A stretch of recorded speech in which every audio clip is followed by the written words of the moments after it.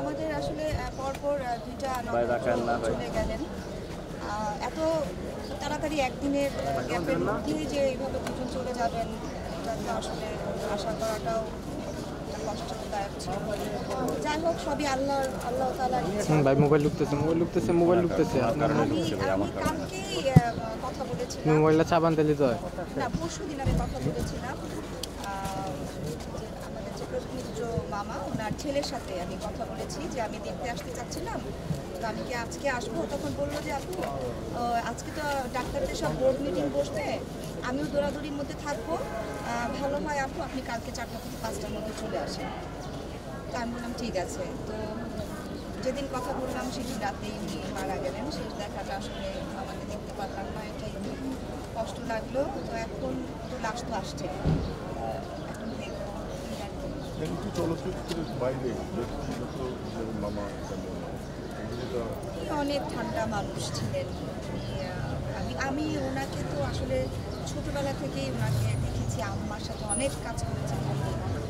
আর কষ্টটা আসলে লাগে কেন যে আমি এই নিউজগুলো আম্মাকে দিতে পারছি না, ওনার কাছের মানুষগুলো এভাবে একজনের পর একজন চলে যাচ্ছে, আসলে আমি দিতে পারছি না।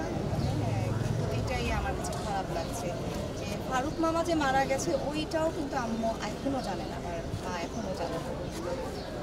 তো যেহেতু ডাক্তার যেভাবে বলবে আমাকে তো সেভাবেই চলতে হবে আমার মাকে নিয়ে। আমার মার ভালোর জন্য ওনার দিকে তাকিয়ে আসলে নিউজগুলো আমি গোপন রাখি ওনার কাছে।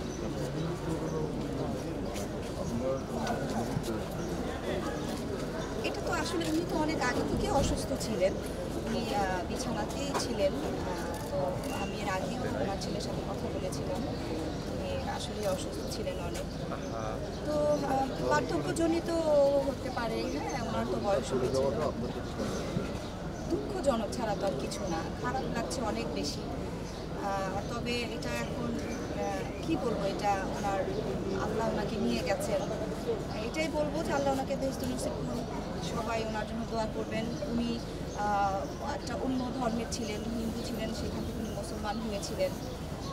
তো আল্লাহর একটা রহমত ওনার উপরে অবশ্যই ছিল এবং থাকবে। ওনার আত্মাটা শান্তি পাক, উনি যেন বেহেশতে নসিব হয় ওনার, এতটুকু ছাড়া তো আর এখন কিছু বলার নেই। অনেকদিন যাবত শিল্পী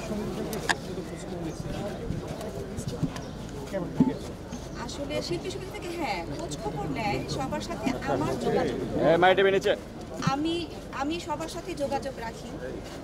কেউ অসুস্থ হলে আমি খবর রাখি, খবর নেই।